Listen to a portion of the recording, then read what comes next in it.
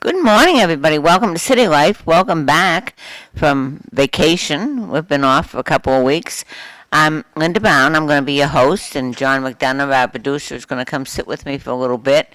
We're going to have Dan Rourke, Mayor Dan Rourke, of course, Councilor Kim Scott, and school committee woman Jackie Doherty, who I haven't seen for a while, and she has been in the arena for quite a long time in the school, starting in the parent association, so it's going to be an interesting time. John is doing strange things with the camera. I hope everybody had a wonderful 4th. It was, I think everybody did. It seemed like the weather was perfect, which was surprising since we'd had so much rain for so long. The fireworks in Lowell were amazing. So I just saw them from a distance, but I'm sure it appears everybody had a wonderful time down there, which is lovely. It was a tribute to everybody to have a. No, we have just at the block party. Do we have fireworks? But we have great fireworks, huh? I thought your block party was in August. It is. Okay. What'd you have on the 4th? Nothing. Looking at Lowell. I'm talking about Lowell. Lowell had it. Lowell was celebrating the 4th. And of course, Chelmsford. Look at this. That's a fabulous. I didn't realize I was taller than you. It was that much taller than me. And Chelmsford, of course, has the fabulous parade on the 4th. So Well, it's good weather. it was perfect weather. It was perfect. We took a run up to Maine for a day, but to see his family, and to see Rita Mercier, who Kelly, of course, lives in Maine, at Acton, and I come to find out I was just 10 miles away. I didn't know Kelly was living in Maine. Yep. So So a good day for a drive. it was wonderful, and it was wonderful to see them. What a beautiful spot up there she has.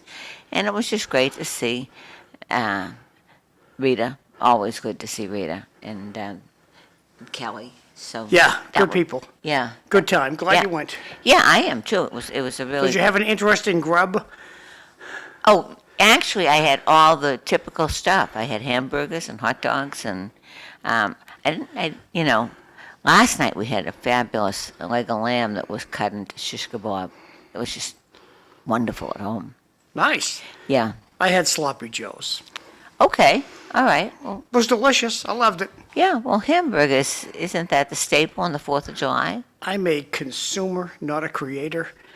So whatever she creates, I'm going to consume. Yeah. I thought, it's perfect time of year with the strawberries and the corn and everything. So it was. Well, we were down Happy Hampton, and fireworks were great. Piss poor management of the police. Oh, really? In Hampton. Yeah, they had a brawl happening behind the seashell, right on the beach, right after the fireworks, or around the fireworks. And so we see a couple of, from where we sit, we can see the whole beach. And see a couple of blue lights going, something going on down there. 5 minutes later, 6 Hampton police cruisers come down from Rye, or come down from North Beach. Shortly thereafter by 3 state police cruisers coming from North Beach. And I'm saying to myself, if I were the police chief, I'd have all my troops at the beach for the fireworks. I wouldn't have them up north. So then somebody in my little group says, they're probably in a cookout up there. And I'm there like, could be. Could be. Could be. So Didn't you have a shooting down there? Was that 3 weeks ago there was a shooting. Oh, 3 weeks. Not near you, though, I hope. Down by the seashell. So it was a pretty public spot that they had. I'm done with the whole violence thing. I'm just done with it. Enough is enough. What do you do? Because in Massachusetts, nobody's going to go to jail for the next month because they don't have any, they've decided to have a stalemate with the lawyers. They're not going to pay the lawyers. It's, well, I got to fix that shot. I'm I listening can't to you. stand it, can you? Well, well, nationally, I think we're fine. We've got to get a cat. You've got to, I don't care who they are. You've got to stop them and do something. Everybody, it's gotten that nobody has any consequences. We've got to start making consequences because the people that are doing the shooting are not. That's not normal protesting. I grew up in the '60s. I know all about protesting. We protested. We marched. We marched on Washington peacefully. We didn't shoot anybody. We didn't brawl. We didn't even. About our law in Massachusetts. We didn't. Our laws. Well, I don't even want to talk about Massachusetts. It just depresses me. No. The first time, we catch you with a gun. Oh, right. You go to jail for 1 year. No questions asked. Yeah. Well, and maybe one person since that law was. Well, like when I was a kid, same time you were a kid, Yeah. pointy shoes, long hair, you were cool, and the tough kids had a knife. That was the tough kids. Yeah. Now it's cool to have a gun. When I was 16, I was able to sing down in Cambridge. I was playing the guitar in Cambridge and all over the place, in bars and stuff. So it was not a violent. How'd you get those jobs? I was talented. Oh, no, I understand. No, but I'll tell you how I got them. For the most part, I could harmonize with anybody. Mhm. So I did a lot of backup, and that's where the money was for me, pretty much. Although I did sing in other places. So but just a network of, yeah, I was a folk singer. musical people. And I got to tell you, Because before cell phones, so how did they get a hold of you? that's right, because it was a network in Cambridge primarily. Oh, okay. And it Where's was, Linda? Oh, she's over there. yeah, she's at the 47. She's here. She's there. And it didn't matter. It could be Question Jug Band. I didn't care. I enjoyed the in doing it, but it was folk music and it was fun. And nobody, although there were folks and people like that, there were a lot of protesters, but nothing violent. There was no violence. You had your opinions, and they didn't hate you. I wasn't not allowed to sing or ostracized if I disagreed with But when them. you got arrested, you got a whipping. Yes, I didn't. Well, yeah, I don't know about the girls, but I know the guys. I know Yeah. a lot of my friends Yeah. were wise guys, and they had no trouble testing the cops. Yeah. And you got a good licking in the cruiser. You got a good licking in the paddy wagon. Or the, Well, I can imagine. We can't say paddy wagon No, nowadays, but no. you know what we talking. Whatever they call it, there, Well, the van. we were in the 60s when it was Martin Luther King, and that was all peaceful. And then they were against the war. They got a little more aggressive. I sang at at Fort Devens in the hospital because I didn't agree with the war, but and it wasn't the soldiers' fault. So, and that was very depressing because it started with like 5 wards, and by the peak of the Vietnam War, there were 22 wards packed at Fort Devens. And just a horrible place. The hospital had been built in World War II, condemned in built in World War I, condemned in World War II. So And- at Devon's, Yeah. and they were Every still using Thursday it. night. They were Yeah. still using Oh it? yeah. Yeah. Patients in there. Yeah. But it's just ridiculous. I mean, everybody. I sang in the contagious ward and the isolation ward, which was No mask. No. No, I sang with the crazy people in the cracker factory there. And they used to, at Fort Devens, they didn't, the Army didn't particularly care for a long-haired folk singer. They were not, I did get arrested out there a couple of times. You look like part of the Peter, Paul, and Mary crowd. Yeah, and they thought I was going to try to overcome. I don't know what they thought I was going to do, try to overtake Fort Devens, some silly little thing. I was 5'2" or something, so in a convertible, and they had no sense of humor, at all. So, but those are just sort of digressed. It's just that's the way protests should be. That you and I don't have to agree. And then when I got into politics all my life, it was you fought tooth and nail in primaries and in elections, and then in town elections. Well, I saw a protest on Facebook downtown Lowell of not liking the president, and they were just having fun. A group of people that don't like the president, and they got their signs, and they were down by Kerouac Park, and there was probably like 50 of them, and having a good time. I think it was 4th of July weekend. Good for That's them. what, it's, you should be able to, voice your opinion. I think that I like that. You learn things by people being able to do this, but you shouldn't live in fear of what you say. So, somebody's got to get. Can you imagine shooting? I don't. It's just part of that is It's cool to have a gun, Linda. They had the cops, the Lowell cops. They put out this thing where they had arrested this kiddo. I think the kid was 16. He had an automatic handgun. They showed a picture of it on the police page of the little handgun. What the could kid had. possibly go wrong with and that? there's a switch on the gun to make it automatic. So you just Really? Automatic means you pull the trigger and it keeps shooting bullets until it runs out of bullets. Well, I do know that. But somebody might not know that. So. Well, mine does. But I don't have a button. Mine's a Colt. So if you hold the button down, just keep 380. Yeah. See, mine, every time you pull the trigger, a bullet comes out. No. I can't just hold it down. Well, mine can shoot But anyway, I think that it's not like these machine guns or anything. You have to make an effort. But I don't know. Well, the problem with the kids is they don't practice with them.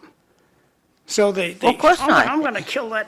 So They don't have They don't even licenses. know to aim. So they think they're going to shoot me, and they shoot their grandmother on a porch. Well, of And they're course. like, You can't shoot with gotta one go hand to practice begin with these. with. You can't, it's You're not going to like the carry them. movies. Go out to the country and practice with the gun. I know. It just, Join a gun club and practice. I had someone in the pharmacy came in with a Colt 45 that was with a rope around his leg. I thought, well, that's He's cool. yeah, and a hunting knife. I thought, okay, don't think we need that to shoot poor little deer. Well, it's open carry up in New Hampshire. Yeah. And so when you're out in like rural area, it's nothing to see somebody walking around with a shotgun. No, but we grew up like that. I'm not used to it. No, in YM and in the town, everybody had shotguns. Well, I remember seeing the Everybody gun hunted. racks in the back of the pickup trucks. Yeah, they used to go for years. Even recently, I can remember they'd shoot the deer down at Times Farm because they'd eat everything on them. So, a lot of deer hunting in Tingsboro, and so a lot of people had guns, rifles mostly, not guns. People didn't have handguns. Nobody had handguns. They had handguns when I was in the city. They had them. Oh no, we didn't have I handguns. remember going over to my friend's house and we were shooting this gun in the cellar. It was pretty cool. Oh jeez, no. You were shooting into a Boston phone book. No. Yeah, that was stupid, but we did. Wow. I had friends up on Saratoga Street, and we went down. I'm not going to say the guy's name. And we were down his cellar, and we'd be shooting guns down there. Well, I Just didn't. boys being boys. Well, I never saw guns in downtown. No, this isn't like we were showing them off outside. We were Rifles. All right. hiding down the very guy's familiar with cellar. Rifles, But I mean, you could definitely hear the bullets getting shot. yikes. But there was like 10 of us would go and just shoot at the Well, Boston phone book. shotguns. We had shotguns. Okay. Where did you practice? Shooting stuff, animals that were coming. I was in charge of the chickens as a kid. And so my brother used to have the shotgun for all the.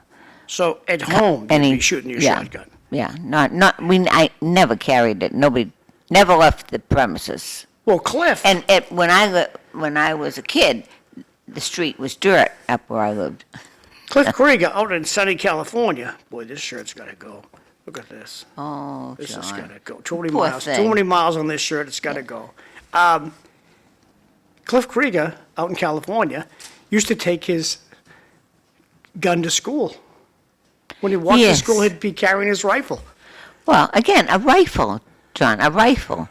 You didn't have the element of surprise, I guess, with the guns. That's what's so frightening. And I always that in New Hampshire, I having the right to carry, and people be. I like knowing whether somebody's got a rifle. I don't. I just rifles and handguns are two different animals. Well, I and don't these kids have automatics. They're not just semi. They're automatics. My only disappointment with the kids is they don't practice, they don't know what they're doing with their gun, and they don't realize what fatal is. No, because all the video games, all the movies, they were showing a shootout in Boston, I think it was, and they were on porches, shooting at each other. It was, they think they're on some kind of movie set, except people die. And Text from the audience, violence is glorified on TV. yes, And video. Well, when we were kids, we had the Lone Ranger.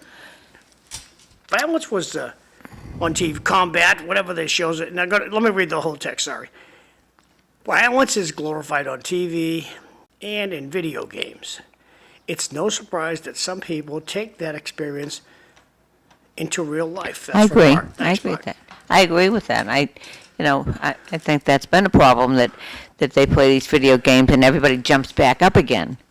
It's Well, the video, But- you can't kill Mario. right, but He might get eaten up by the dragon, but he's coming right back up again. when they show a shootout Yep. in neighborhoods and nothing happens, there's no consequences. And you cannot. You have a gun. You can't just hold a gun in one hand and shoot it and be accurate unless you're really very good. Probably Cliff could. I don't know after being in the service. If you've been, Didn't you ever see The Lone Ranger? yes. And who has a gun like He was that? good. He was very good.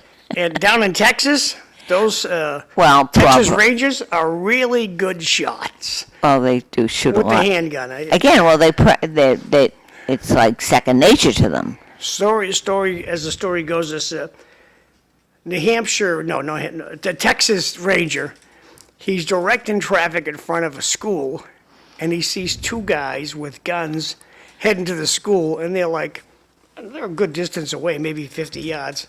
Pulls out his handgun. Both of them were gone, and he continued to direct traffic Oh, until the troops arrived. But well, some people are wicked good Did you see shots. that on the news, that kidnapping?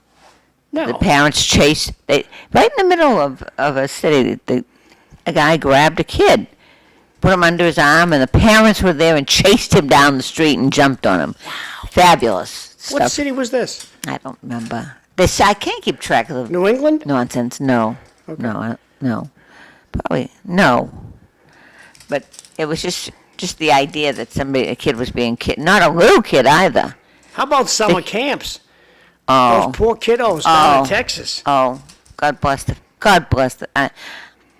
I don't even know we've all sent our kids to summer camp, and of some sort, and I just can't even imagine those little girls. It's heartbreaking. Everybody can relate to that pretty much. This time of year, I bet there are parents out there that have their little girls and boys. I bet you there are parents who canceled camp. Yes, I'm sure. Well, and again, it was. They've had it for how many years? And and yes, It's the second time that's happened. yes. It happened 35 years ago. Well, And the warning systems that are in place are just the last century. They should, Yeah. and it should have been brought up to this century. But as we worship money above everything else, the local government didn't do it because it was going to cost money. Yeah. Just So horrible. now they'll do it because they've lost life. Well, and then little children. But it's not something that just. Yes, the flooding in Texas, the flash flooding in Texas, is very similar to, I suppose the hurricane flooding down along the coast here. It happens Well, you don't every realize year. how powerful the water is until you see it. Yeah. Got a text from the audience. I'm pretty sure a famous Japanese general said once, the reason we never stormed American shores is because of the Second Amendment. Very true. That Yes. even goes on in the Middle East. Oh, and The I Obamas, they ain't coming here. They're afraid the rednecks will kill them. and I'm The redneck holiday. well, I'm an advocate of having a gun and being able to carry. But I also, anybody that's asked me about it, I've sponsored a lot of people. It's a sportsman's club. A redneck's heaven. Now that That's a redneck's heaven. oh, God. You can't see this picture. I'll show it to It's- you when I'm back over at my little perch over there, as George Anthes used to call it. And who are the rednecks? Anybody we know? Usually people from down south. I have friends. Yeah, I mean, I take a buddies down south that they dress up like biker boys, and they're pretty tough characters. Nice, Oh, they are, nice but- guys, but they- pretty tough characters. well, they are. And when they get to bragging about the weaponry that they have, that's what they brag about. Oh, I got an AK-47. I got a hand grenade. I've only known one person that had a permit to own a machine gun. I mean, it's not easy to get a permit, but If you're connected, you can get that just the kind of stuff, Linda. yeah, I suppose. But if you're connected, Oh, it's Charlie. you're not. You know you're- Charlie. Let him have the machine gun. Okay, but even if he's connected, he's got it locked up somewhere. It's not like these kids. These guns on the street, and it's Have you ever not. shot a machine gun? Oh God, no. I shot one out in Vegas. Oh We no. went to this gun store where you paid to shoot a machine gun, and they had all kinds of stuff you could shoot. And it's fascinating. The bullets on the machine gun, they were 50 caliber, and the bullets Oh my were God. like this big. And I'm like, wow. And you could boom, boom, you could feel the kick of the gun. Well, I have a small gun. Dee Dee has a 9mm, and she said, "This is it's a beautiful gun. You've got to try this. It's smooth." It almost knocked me back into the wall. I mean, just a 9mm. I The can't even. kickback from the Oh, bullet yeah. going out of the. Yeah, and that was with two hands. I can't even imagine somebody thinking they're going to hold a 9mm, and they got to be a lot. They have to practice a lot to be able to do that. Well, I'm better with a revolver. Really? Yeah, because what I'll do is I'll hold the front of the barrel Okay. and take the shot that way. Ah. But most guns, the part of the gun will shoot back. You can't Yeah, do that yeah. with a clip gun. No, because you got to hold the hand on, right, two hands. I'm a better shot with a barrel gun. Well, Scary and that. yeah, but it's different. It's very interesting how we ever got onto this gun thing. I got to start about. No, I think about the courts. The courts letting everybody out today. Yeah, they've got to stop that. They've got to stop it, and they're gonna. What's going to happen is they're going to have to, I suppose, arrest some of their friends. That's what Put it's them going in to. jail, but the judges don't do that. No, it's beginning to. But my God, so they shoot the people that put them in jail. They shoot ICE. I mean, can you? Well, how about ICE? You can't wear masks. Okay, I don't have a problem with that. Yeah. Well, I want to wear my mask. Well, tough. No. If you arrested me, I should be able to look you in the eye and know who the heck you are. Oh, it's for my protection. Well, you're putting my face on TV.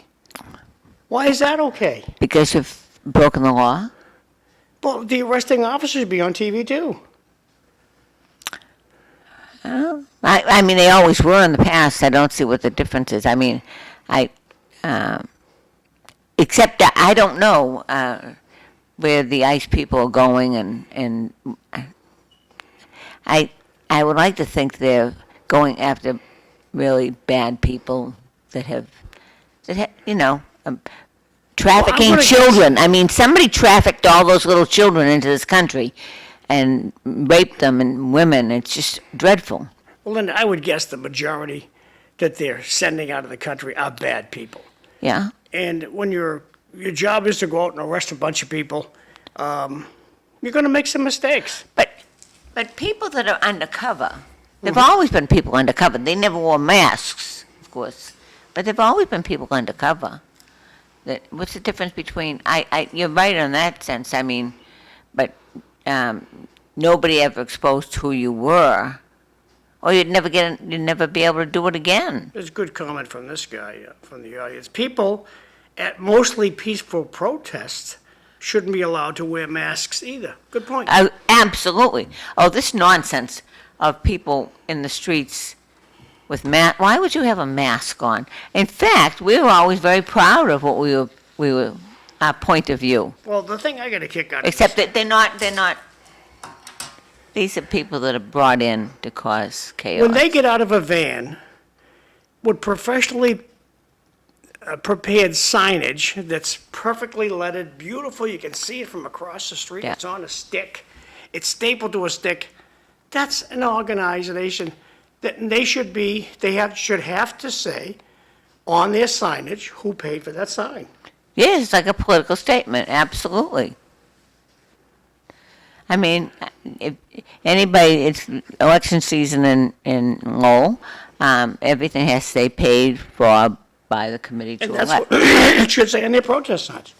Yeah. And they all blame it on this Ciros or whatever his name is. Well, they're different. They blame everything on, well, I don't even know who Ciros is, but they blame everything on Well, Ciros. I don't know, I'm not blaming it, but there is obviously somebody that Whoever that's that funding person this. Somebody that is not interested in well, let's talk about democracy. I'm so concerned about what's happening.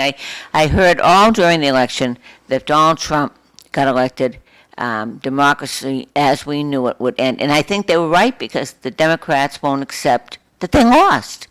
You win sometimes. I've been in politics forever. You win some and you lose some. And you don't shoot the people. You don't burn down their buildings. You just try to figure out how you're going to win the next election. Well, They're not thinking about that. They're not giving that one bloody thought. But when legislators are saying we need to get, they're attacking. What's simmering them politicians. down, Linda, is they're getting pinched. My grandmother used to use that word. They're getting pinched. They're getting arrested. They never got arrested before. Well, But arrest the Congress people. They're the ones that are insane. No one should be able to do that to their fellow people. Comment from the audience, the vice mayor of L.A. called for violent street gangs to stand up against ICE agents. Yeah. Now she's claiming free speech. Another loser in government. Well, they should arrest her. I agree. And that will stop it. These silly people like As soon as the Waters. county says, well, we're not paying for your lawyer. What? Yeah. You're not paying for my lawyer? No, why not? Pay for your own lawyer. Right. I don't want to pay for their lawyer. I just, but the legislators are supposed to set decorum and set an example and have, let's go back to Reagan and Calling your attention to Kim Kip. Scott and Dan Rourke. They're all going to be here at 7. I made the label for the screen a little quick yesterday. I had to skedaddle, and and tomorrow, no live show tomorrow. I got to be in Virginia, so you're going to just drive down and back? that's the plan. Yeah, God bless you. I love driving. Do you really? Yeah, I love it. I used to, but not so much now. Leaving around midnight tonight, and I'll be down in, I think it's Manassas, Virginia, is the town I'm going to, and turn around, come right back. Wow. Back up live Friday. Wow. I'm impressed. Yep, I love driving. Ellen That's says, good. you should bring somebody with you. Nah, that slows me down. Oh, I'll be all by myself. I'm good. Oh, okay. Because you love listening to all the different channels and things like that. Yeah, I'll have a good time listening to KFI out in California on my phone. Oh, really? Well, your phone, Now you put it through your Bluetooth? yep, goes right through the car. And of course, the phone goes through the car, so I can call, people call me, and I'm on the phone all day. That's the chit-chat best with thing, people. yeah. That Bluetooth is the best thing that ever happened, I think, or whatever you have in your car. Nice little thing. And plus, this car is self-driving. Oh, you're bringing your, No, it's a van. It's a Toyota. It's called. I don't know. It's a Toyota van. Sienna. They call it Sienna. are we taking And a body back it's for funeral. Yeah, for funeral. And in a van? it's yeah. It's not a hearse or anything? No. Just take Just the van. throw the body in the van. No, it's a purposely built van Oh. to carry caskets. I would love for Has you all to the get little rollers stopped. in the back I would and- love for you to get stopped. And No, it's marked as a hearse. oh, it is. Yeah, you wouldn't know it. The Okay. vans got popular because there you are. You're down to your favorite hospital in Boston. You're nervous about the person that's in the hospital, and you see the hearse driving around back. Yeah. Bums you out. Yes, So it does.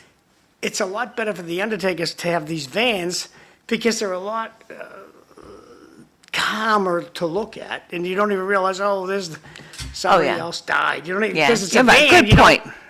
Yeah, it's a So good vans point. are very popular That's a good point. for transferring between states. Okay. Well, I never thought about it. And I look at vans a little differently. Well, they can ride see better, them. they go a lot longer. The hearse is just a gigantic car. And I suppose incredibly expensive because it is a hearse. Yeah, it's a license to rob you, but, no, we'll take the Yes. hearse to, like Arlington National, we always take the hearse to Arlington National. Well, yeah. Any of the national cemeteries, we'll take the hearse goes to that, but this is just Do you get a lot of burials in the military grave, like down in Bourne and out? Bourne, there's a lot that go, there's out by Fitchburg, there's a Yeah. place. Up in New Hampshire, there's a federal It- cemetery, and, yeah, we get a lot.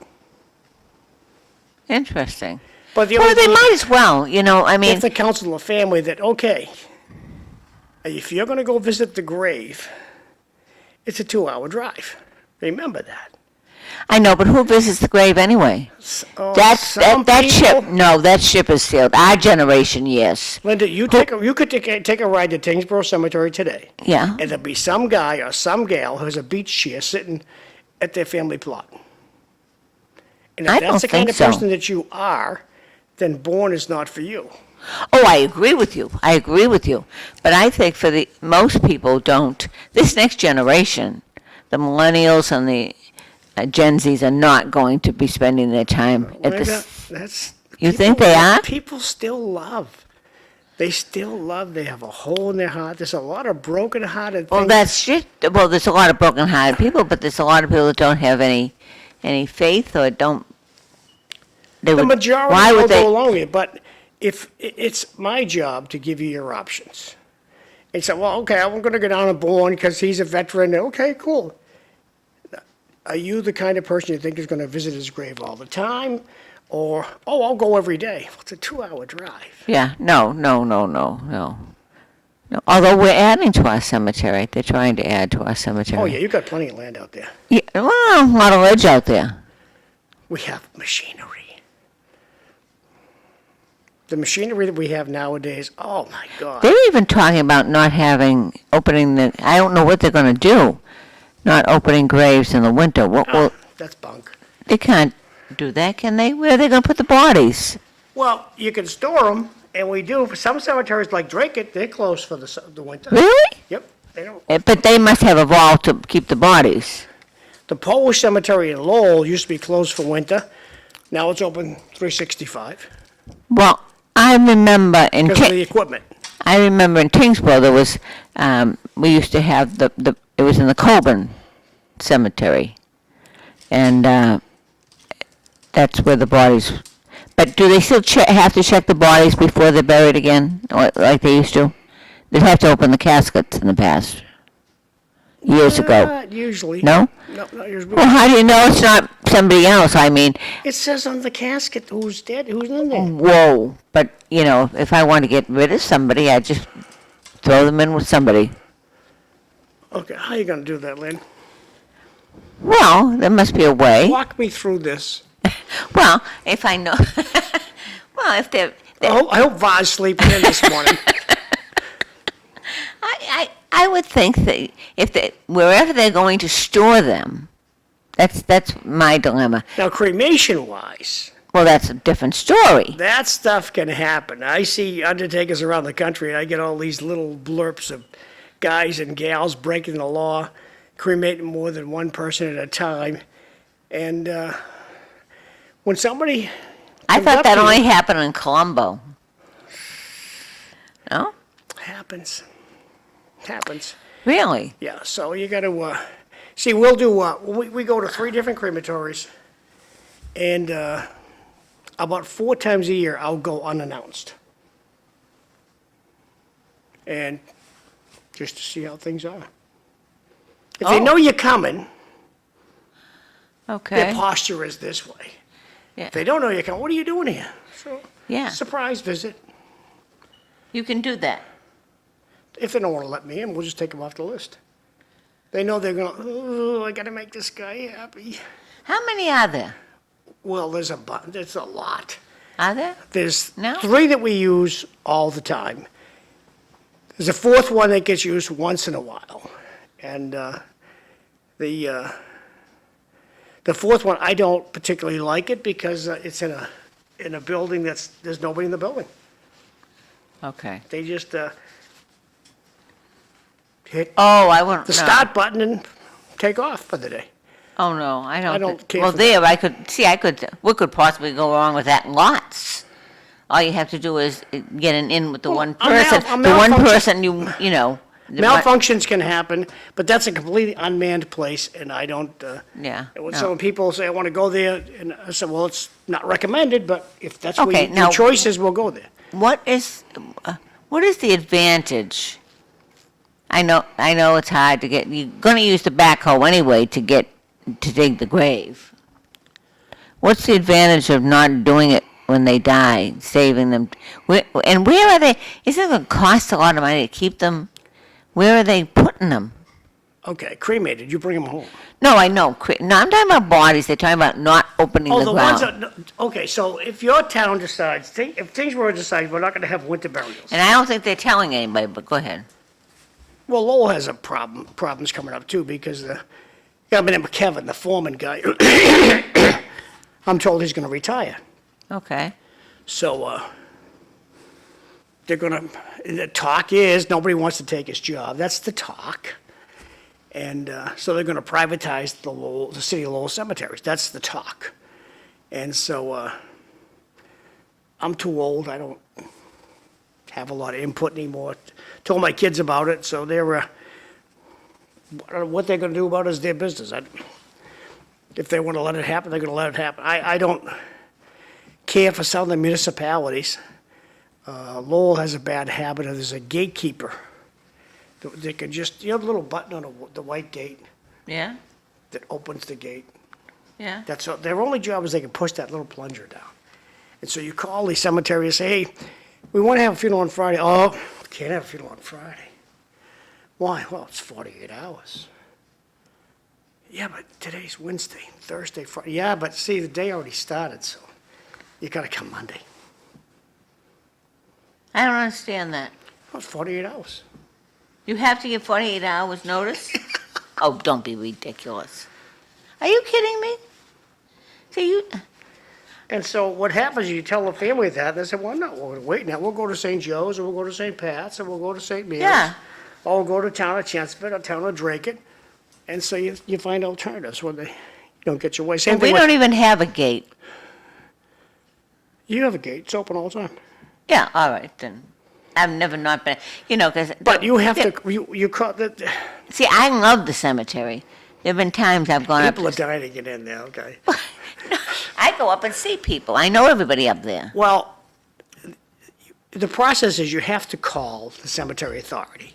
Every cemetery? Yeah.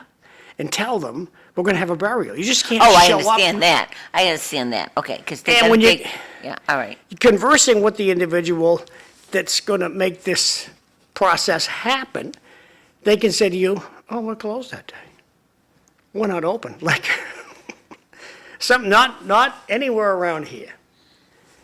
Call the cemetery, say, well, sorry, the girl who runs the cemetery is on vacation this week, call back next week. Nobody else, nope, she's in charge, call back next week. So we call back the next week, and, oh, she's over her head in work. She'll call you back, hopefully she'll call you back by Wednesday. Lady, we've had this person for over a week now, we want to have the funeral. Oh, she'll call you. And it's rare. It's rare, but it does happen. Okay, now, we've had an issue with, there's a funeral home that they've been, Let's leave names out of it. no, I don't know who it is. You probably know, it's been parking on graves. That's stupid. You can't do that. I know, but it's an issue. It's an issue. I get that, you know, and I've talked to a couple people, I know the ones in Tewksbury, of course, and I was talking to a man from Chelmsford, and the issue, he was so happy he was retiring because it was the people, how impossible the people are. Well, there's a lot of ignorance out there. Okay, And Tingsboro, you guys have all these it's nicely set up, but there's one end of the cemetery where there's no burials. So you're told, put the car on the grass right there. oh, okay. I And know where so- you are, in the hill. Yeah. To coin a phrase, monkey see, monkey do, I parked on the grass because I know there's no burials there. Yeah. Said, oh, I can park, now you come in, oh, I can park on the grass too. And you pick your own spot. And you can't do that, and the reason is because there's a casket, you're parking over somebody's casket, and sometimes your vehicle's so heavy that it'll punch a hole in the dirt, Yeah. and you just don't want that. No. So stay on the hot No, top of the and cemetery. you can't. I know that on stones don't necessarily. You're not there because you have graves that go. Because Bobby Joe was grew up with, and I remember when Bown died, and we go up, and you know how you're depressed, you're crying and all this stuff, and so he says, well, there's your father and your mother, you're going to go there, so we'll put him over here. After I get over that trauma of where I'm going, we go to the funeral. He wasn't where he was supposed to be. And I'm standing there saying, now, wait a minute. And you were there. I- You know, wait, see that? I think that that's not where he's supposed to be. And I mentioned it to him one time. He said, yeah, and that happens a lot. They know where the plots are, but that's a dying breed that knows where everybody is. I don't know what. Well, there's a lot of hooting and hollering that happens when there's somebody buried in the spot you thought you were going to get. Yes. And it's called right of burial. And so the cemetery authorities see right of burial from different angles. And so how are you related to the original lot owner? Now, when you buy a lot, you don't own a doggone thing. You have a right to bury somebody in that space, but you don't own the grass. You can't fertilize the grass. You can't cut the grass. Some cemeteries will let you do that, but Yeah. it's not your grass. Because you'll see certain places that have Oh, yeah, some people, they have like, great. Yeah. and the cemetery clamps, like, Lowell's the best example. They let people do stuff. They had all kinds of decorations on the grave, and they don't want to take them. It screws up cutting the grass. Yeah, They it does. just you want to ride around your lawnmower and cut grass. And then they complain because the grass is You didn't put missing my the- flag back. You can't have a flag. The picture of Uncle Tanoosh, you took it. Well, you can't have pictures. Yeah. So Lowell finally wised up and knocked all that stuff off. No more. So that was smart. And all cemeteries are now doing the same thing. They don't allow any of this temporary markers, little crosses. It's Well, what you can gravestone, plant, I that's it. understand what you can plant and things like that. I have a great spot. My parents are in a great spot. But now when you say right to right of burial. Right of burial, yeah. now, I know when So this grave you're talking about, I had somebody, who bought it? my parents. Okay. Did they buy it or did their parents buy it? No, they bought it. Their parents were in Lowell. So how many brothers and sisters do you have? I had one. Okay, you had one. So there were 6 plots, and How many kids does that person have? he had one. And that person has right of burial with that lot. How can that be? Wait a minute. As the cemetery, okay. Wait a How minute, were you wait. related? Okay, go ahead, Okay. ask your question. Well, Looking at the screen. you mean that? I thought that it was in my father's will that the plots went to me. Does the cemetery know that? Oh yeah, it's on the deed. I think it's on my thing. A key word there. Did you say think? Think. Well, it's not. I don't look at the. Well, it's worth the phone call. I have them in my safe deposit box. It's worth a phone call to make sure the records reflect that the only one who can authorize a burial in your family plot is Linda Bown. Well, now I think I don't. You don't want to take time to do that. No, I don't think anybody. And you're part of the family, somebody dies, they lose a baby or whatever, so I'm going to put up with my grandfather. So they call their undertaker. The undertaker doesn't know who you are, okay? They just call the cemetery, hey, I got to look up this Bown lot where you're in. We want to have burial of a baby there. Oh, this space, okay, good, we'll see you Wednesday. Thanks, we'll see you then. So we go ahead and have the burial of the baby. It's not in the paper. It's a private, usually it's a very private incident when a mom loses a baby, and you have no idea. And you might go up there and see a little section that the grass looks different, say, hey, what the heck's going on here? Or you might not even notice. But then, next time you want to use the grave, cemetery says, oh, it's full. I'm finding this appalling. Linda, you didn't buy the grave. Your parents did. My parent, okay, but So your son has right of burial there.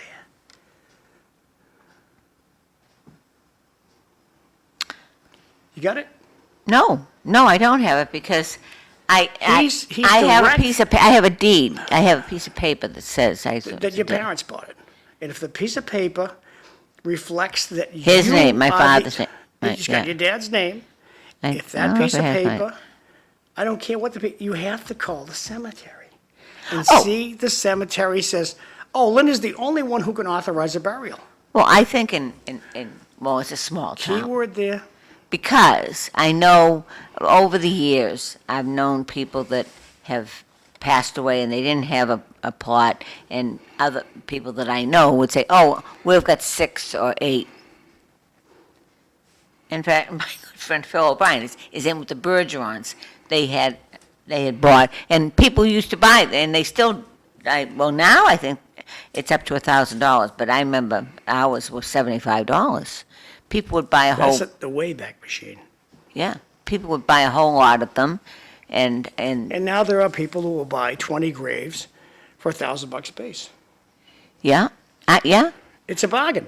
but in fact, It's a I lot had of dough someone to some ask people, me, but some people it's not. I actually had someone, supposed to go, ask me, well, are you going to use those plots? Well, you're going to use one. Maybe. What do you mean, maybe? Where you going when you go to heaven? What are we doing with your body? When the angels show up for you, what do you do? I assume so. Yeah, I assume that's where I'm going to be. I mean, Well, where do there's you room. wanna- There's where plenty do of you room wanna for go? me. Where do you want to go? There's 3 places. Yeah, but nobody's going to ever come. Yeah, I mean, I love my son and everything, but this generation, Linda, they're not Linda. going to come. Where do you want to go? Okay, I want to be in Tingsboro. You want to be with the rest of your family. And my friends. See, all my friends are up there. I understand that, but unless we get direction, we have to leave it up to your son. And I can say, well, no, your mom wanted to be with your dad. That's where she wants to be. But now, the 6 plots that I have, now, if you don't have one, and I say, well, or your son, somebody was killed in the Vietnam War, and I say, okay, we've got an extra over here. They don't. They don't. No, Linda, when they sell the cemetery, when the cemetery sells space, they sell all the graves here. But I give them the piece of paper saying this is this. And you bought 6. So you got 1, 2, 3, 4, 5, 6. So you got 6. Yeah. Somebody bought the next one, 1, 2, 3, 4, 5, 6. Yeah. So he said, I know who I'm it going to is, buy yeah. the one next door. Well, you might be able to call your friend and say, look at Sally, we ran out of space. Can I borrow one of you? Yeah. Can I buy one of your graves? Yes, and you had to And she sell it. might- I was told you had to sell it for what you paid for it. I'm not worried about the money part of it. That we'll figure it out. But the options I would give you are this. We call the cemetery and we find out the lot's full. I will then immediately ask my kids will ask the cemetery authority, okay, what are my options? Can we buy another space? And can we buy a full burial space, or does it have to be cremation? And most, not so all, most cemeteries will allow you to bury 4 cremated remains In one, next to the gravestone. yes, okay. So there's 2 on each side of the gravestone. But you have to purchase that space. Okay, So they will allow it to happen so the whole family's together. Now, if you're a bugger about I don't want to be cremated, I want to be buried. Okay, well, you're going to have something, there's no space for you, will you? yes, okay. So what do you want to do? But can we go back to? Go ahead. You have the space. I'm thinking of all the people I know in Tingsboro that have. We don't have a lot of time, but we'll keep going. That have these, I mean, in Tingsboro, it's all families that, and the But Carters. Linda, extended families, Well, extended families are we don't, quite since different. since jets got invented, people live all over the world. And they don't realize that. Well, yes, I don't expect that, let's say, Dorian would want to be buried in Tingsboro. Or maybe he would have, but maybe not. But he'd want to be buried with his family. He's going to establish something with his family. His wife and his... Okay, now, when is this going to come into his mind to go buy a grave? Probably 30 years. Maybe I should have this conversation with him today. 30 years from now. And he'll say, Ma, we'll figure out when the time comes. Because I tell people, I Well, was no, sitting with no. one of my friends the other day, and he wants to pre-plan his funeral for him and his girlfriend, and he's 40 years old. I says, well, we can do it, but you're only 40 years old. Just take that money, put it in a bank account, and if you're still living around here, when the angels come for you, fine, we'll do the funeral. But you could be living in Guatemala for... Well, I agree. People, only 40. Our children, for the most part, don't. Yours do, but most people that I know, the children don't live. Well, where's Dorian going to be in 20 years? I have no idea. And neither does he. So Yeah, they're much more mobile society. True.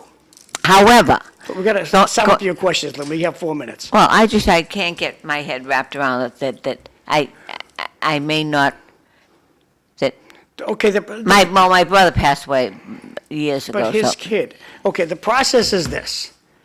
You have to call the cemetery authorities, Mm-hmm. and say, hey, look, I want to be the only one who can authorize my husband's Okay. grave to get open. I want it in writing. I want it on your paperwork.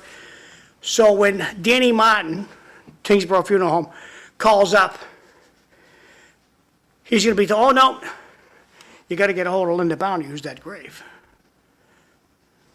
Well, That- okay. You got to tell. No, I think, yeah, and I expect And that. it could be Morris Willett, it could be any undertaker No, that's out in I get Morris. He's that. gone off I to get heaven, that in but- Tingsboro. They used to have to call. But if your name isn't down, Linda, any Tom, Dick, or Mary who's related to the original owner, bloodline, can use the grave. Okay, the bloodline, okay. How would anybody know? It's I know in the cities, a huh? word. You sign a piece of paper saying, I, Linda Bown, Oh, Lord, am I the guess, granddaughter of Uncle Harry, so, all right. lot number 15899. All right, let's go back to And you these- sign it. I got these 3 extra plots. I need to go and say, but I can sell can I sell them to somebody else? I'm smiling about this because one of my clients, she bought this gigantic grave, and she's moving to Florida. So she got a for sale sign and put it on her grave. You can't do that. No? No. No, so when this guy said to me, can I buy some of your plots? You have to call the cemetery authority. Okay, So you don't own. Okay, I You get own that. a right. But, If you okay, I want to got that. relinquish your rights. But now, if now plots are, now they're $1,000. We'll talk more about this next week. Okay. Because I got to go to You break. got it, I'm going to guess everybody's sitting out on the steps now and oh, waiting right, to the people, come okay, in. okay. And Do your thing. They're probably listening on their phone to Facebook. Saying, oh, God, we have to So I got to put up break. face this, yeah. Actually, I'm sorry, folks. You can take a walk to the kitchen and see if they're there. Okay, I'll put the break thing up. okay. Here's Kim Scott. We'll be You back. can't be right there, thanks. Next week, Linda. I'm fascinated. I just, wow. I want to have to talk to them if this wasn't.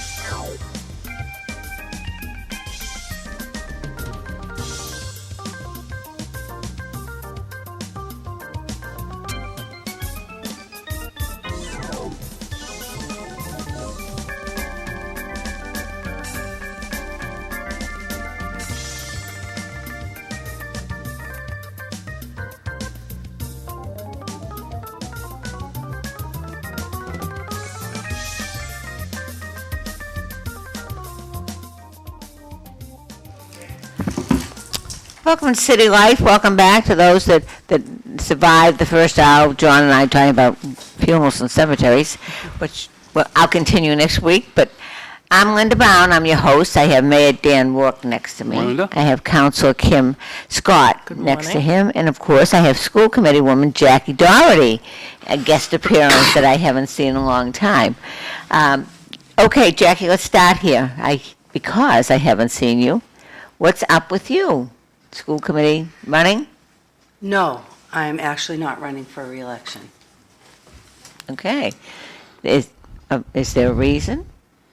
Well, I think it's time in my personal life. I'm ready to, I'm working in Waltham, Mass right Oh, now. that makes a difference. Which, yeah, it's kind of a torturous commute on Yeah. some days, 128. But more than that, I'm going to be looking to transition out of Lowell. I'm moving.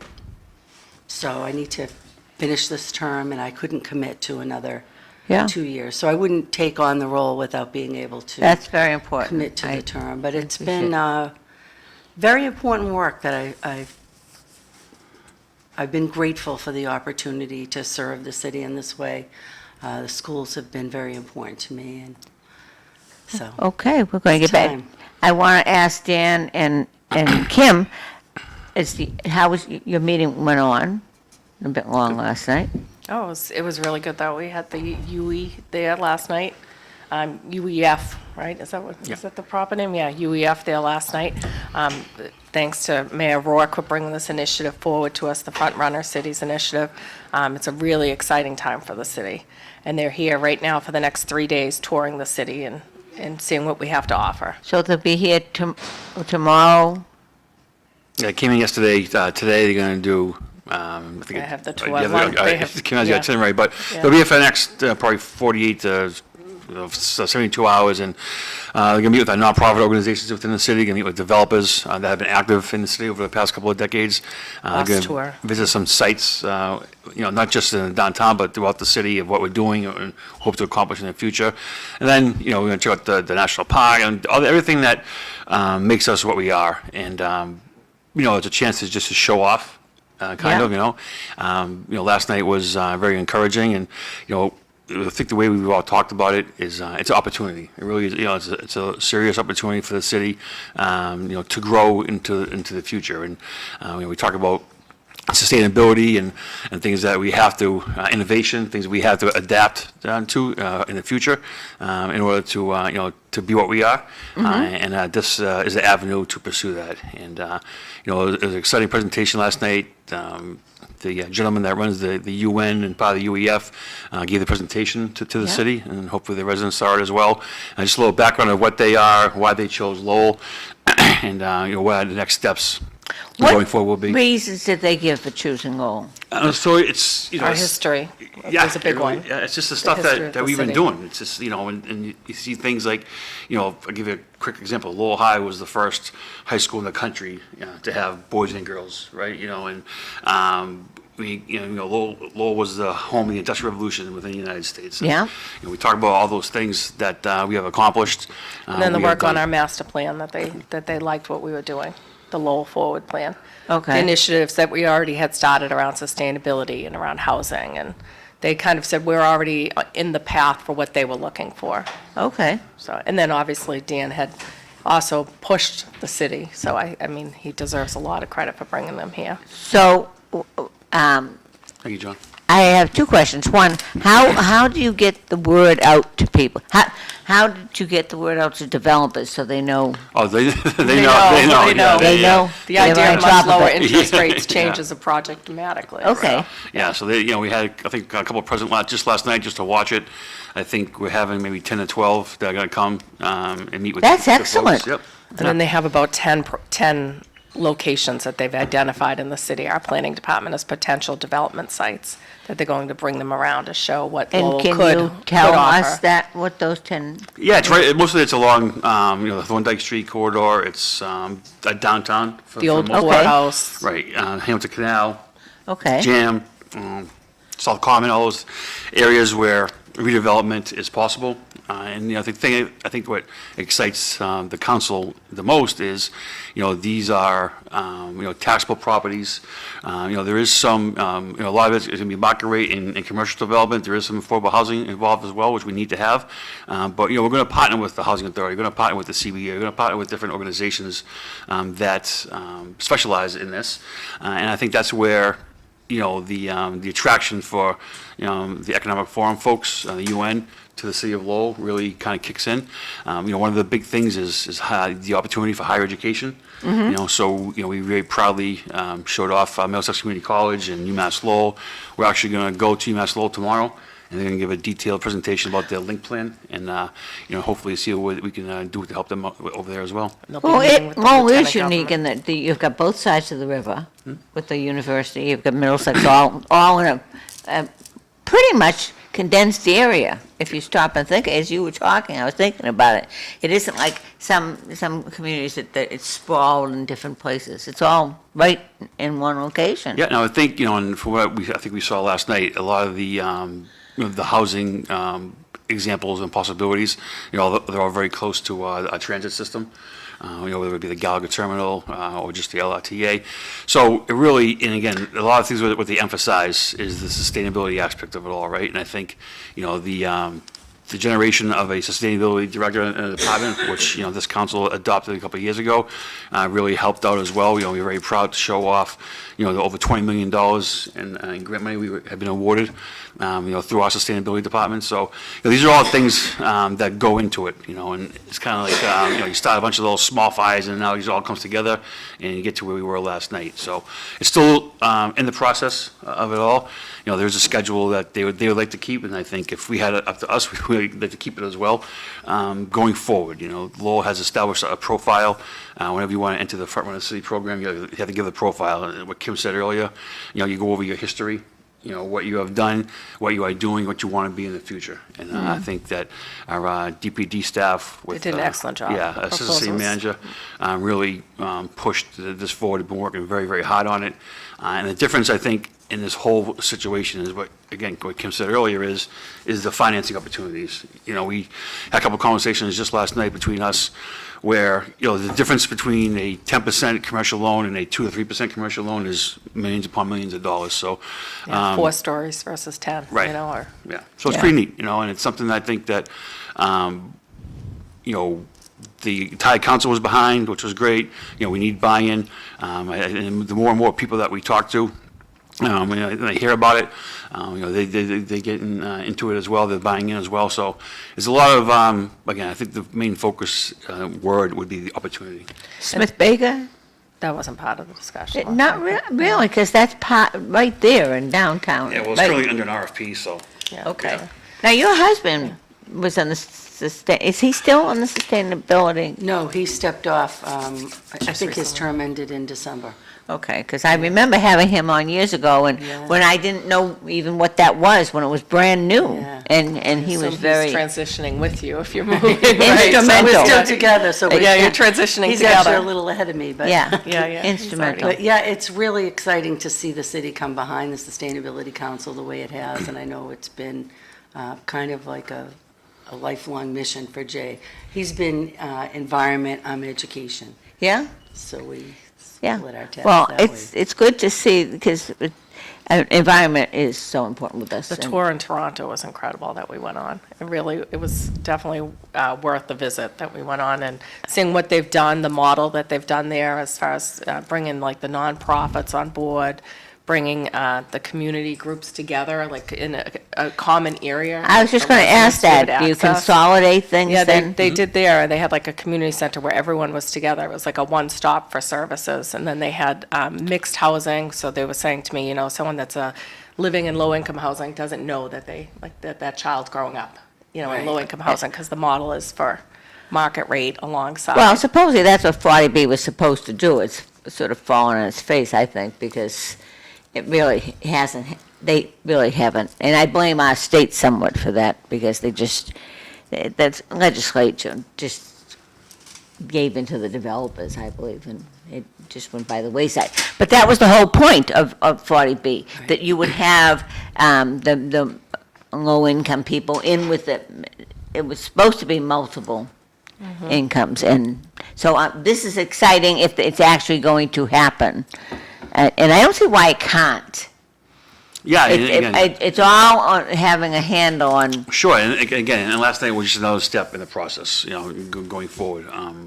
Once the administration continues and works and completes the profile aspect of it all, they'll submit that, and then it goes to the United Nations Habitat Division with the Urban Economic Forum. It comes back to us. We'll make one more public announcement, again, to communicate and to get the word out of what we're doing. And then what happens is the funding starts to come in, and that's where, the shovels will hopefully hit the ground. We have a bunch of different parcels in the city that are ready to go. A bunch of them have been through the process, the permitting process, zoning and planning and things like that. Even the link stuff that is ready to go. well, that's huge, I would think. Yeah, that- and again, I think what we're at now is a position where the financing currently on the commercial side is just really cumbersome to getting projects off the ground. So it could be, perfect timing that this has come forward, and it really could change the city. And this is something that's it's an agreement in place between now and 2040.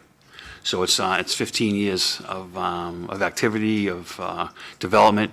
And again, a lot of the things that I think impressed the council was the economic side of it. It's Yes. yeah, we're still early in the process, but and it takes a while. I mean, first we heard about this was a year ago, September. We've had multiple discussions about it. We have submitted our application and it has been accepted, preliminary, and here we're at. So, it'll be a good opportunity for the next couple of days, really to show off what we are, what we do. And again, that goes both ways, it's the city side, it's the education side. I know that the president of Middlesex is going to be around, the chancellor and the president of UMass is going to be here as well. Governor. Yeah, Lieutenant Governor and the Congresswoman is going to be around. So, it really is something to, hopefully to rally around, get behind, and see what we can do. Well, you've got a lot. I mean, you've got the nonprofits, you've got the cultural, you've got the art, you've got the, I would think it would really be a shot in the arm to the auditorium, to the, all of that, to the national park. To your Because the question about- national park really needs a boost. Sure, and then to your arts comment, we are going to hit Western Ave Studios. We're going. It's on. Yeah, It's that's on. It's all on it's on the bus trip. Talking about how they can connect it better to downtown. Yes. Kind of make it. Because you've got a whole, the way that goes, I mean, it really is a natural, when I've talked to different people about art walks, that is not undoable. That's a very easy thing.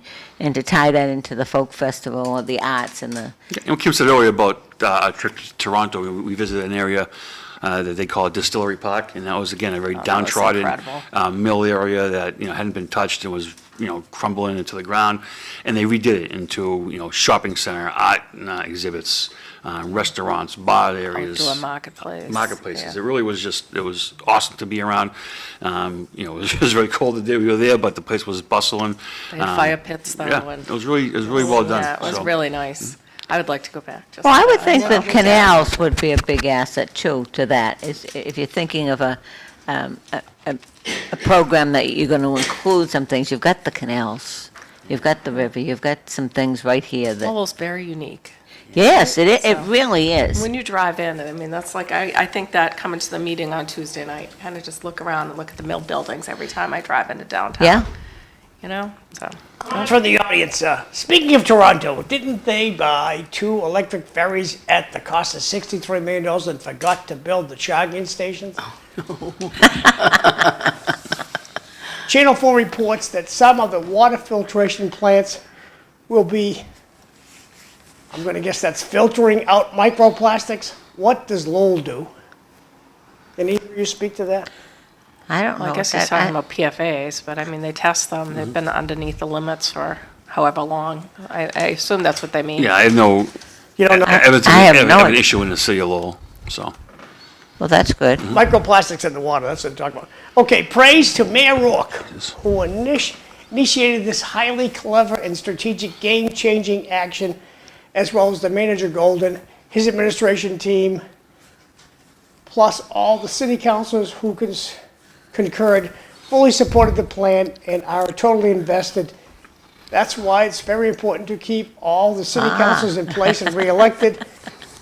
This is big time, not only for the city of Lowell, but for hardworking taxpayers. That's from Jeannie Balgus. Yes, well, you. gee, I Thank think it is a big thing. I've talked about it quite a bit, and anybody that will listen to me, because And the last one, when you're done, Linda? I got one more. oh, I'm sorry. Is there any truth to the rumor that some administration employees got a 10 and 15% raises? Yeah, well, most city employees, I think, got 9% over 3 years, and then some of the, non-union positions, those are individual contracts I negotiated both on the city side and the school side. So those, raises, I'm not sure what they are exactly, but probably similar in line with what most of our city employees got. Thank you. So they're all Back to set. you, Lynn. Okay, so just the idea of what can happen, and now let's talk about the high school, since that was first mentioned, what's happening there? Well, I don't represent the school committee on the high school building committee, but my husband has been a member that's been going, and I know, as you all know, there's been delays, there's been cost overruns. I think there's also, I'm hearing from him, I don't want to put words in his mouth, but some concerns about quality of the work and just really feeling like they could be listening more attentively to the building committee's concerns. I mean, the project managers and the people actually doing the work.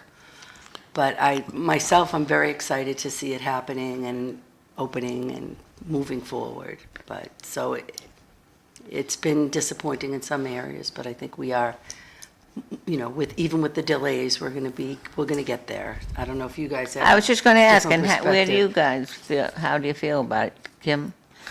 Worried? I mean, Really? Yeah, I mean, the $40 million over at this point in time, I mean, we really need to go back to the state Yeah. and ask again. So it's going to be a big hit to the Now, taxpayers.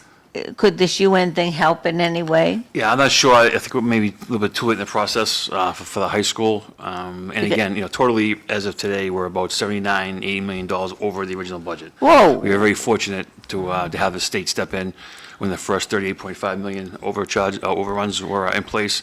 Very lucky in that regard. I don't see us being as fortunate this time around. A lot of things going on with the federal government have caused states and municipalities to readjust their budgets for the upcoming year, if not multiple years. So it's going to be very hard. And as Kim said, this burden is going to be placed on the taxpayers. There's no other way to pay for it. Why? I think that it's just a taxpayer type person. Why how does that happen, that it's 79 million over? Unknowns. What? And again, it's not, we're not here to rehash anything Yeah, about the yeah, yeah. past, No, and I but- hate to do that, but again, these are things that, multiple people talked about when the selection was made of where to place the high school, and it is what it is. I mean, renovations never have a set cost, they never say, give me $100,000 and, that'll be it. It's, No, wait, It's just, wait. it's They just the still, cost. even at this point in time, they still, if you watch the last meeting, they will not commit that this is it, that they won't be back again. They will not commit to it. Well- It is a renovation and, they do the due diligence, I guess it's required by law. We can argue about that, whether or not that was done.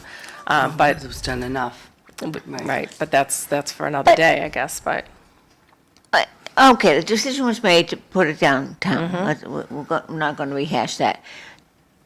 How could they not look at a building that's that old and just, I would think automatically assume, I mean, if I'm buying the Smith Baker, I know what the problems are. I know that there's going to be asbestos. I don't think you that- know. I Right, don't think you but do until they rip the right. walls I think the Smith open. Baker and- is a great example as well. Right. Is that they can say, as of right now, you're looking at $10-12 million to get it Yeah. up and running and maybe ADA compliant. And many people are speculating it'll be $50 million Right. once they get in there.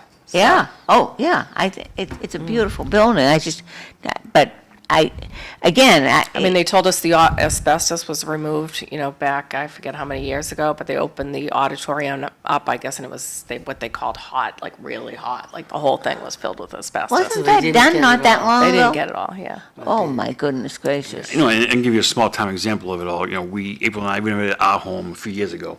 We had a set budget, and very early on in the process, we were 20% over, Right. very early in it, and that's where we are right now with the high school. And I guess lucky for us, the 20% was when it was all said and done. We're 20% over, and we haven't hit one of the main parts of the renovation yet, which is the 1896 building, where it's called Coburn Hall. Coburn Hall, Right. and again, they have a very good point of saying, we can't say this is the last time we'll be in front of you. We can't give you a final answer because you have to go in there and they have to look and see what's going to happen. And I think the bottom line, I think everybody would agree on is, if we're going to do this, hopefully once, you got to do it right. Right. And that's yeah. that's where we're at. And, Yeah, we all agree on that. Right. So And I think the other unknown, besides the unknowns with the renovation of buildings this old, is what would the cost overruns have been even for a new development? right. Because the cost with the pandemic for new construction Right. also was through the roof. So it's just, but to me, it is important to keep it downtown. That was an important Yes. decision. I Okay. was someone who felt very strongly about that, and I still think that was the right thing, to have the high school there, especially as we've seen the growth in the dual enrollment program at the high school. We have kids graduating with half a year's worth of credits under their belt that they're doing while they're in high school. We've really tried to build on that community between the two colleges that sandwich the high school. So I think that was still the right decision. We just got to keep on top of what's happening as we go forward, definitely. So not only is there a cost over, it must be a time issue. Yep. It's just Right. taking so much That's longer. actually where the cost is. Right. It's in the time. It's Yeah. not in the work itself. it's $1 million a month keeping- to have the people there working. Yeah. Right. Oh, my goodness. And we need the school online, you know what I mean? Oh, that's right. The students, the whole reason we're doing it is because of the needs. So the longer the delay, the longer we're adjusting around it.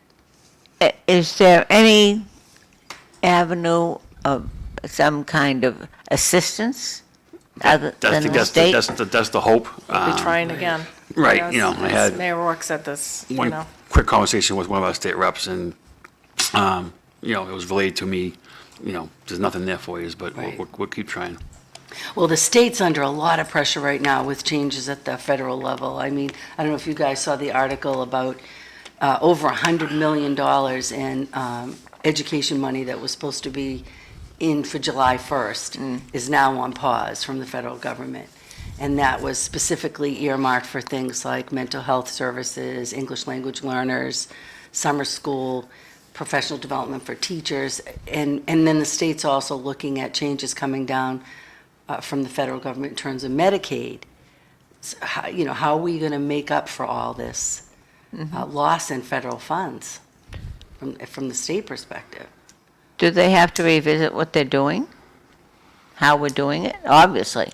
I mean, when homeowners have all gotten a slap in the face since the pandemic. We've all had to rearrange how we live and how what we buy, and so it isn't just the government that's been burnt since the Right. pandemic. I Right. mean, as you say, the homeowner that you have an addition. It's been, you've planned it for years. You figure, I'm going to redo my kitchen or my bathroom. So we're all feeling that.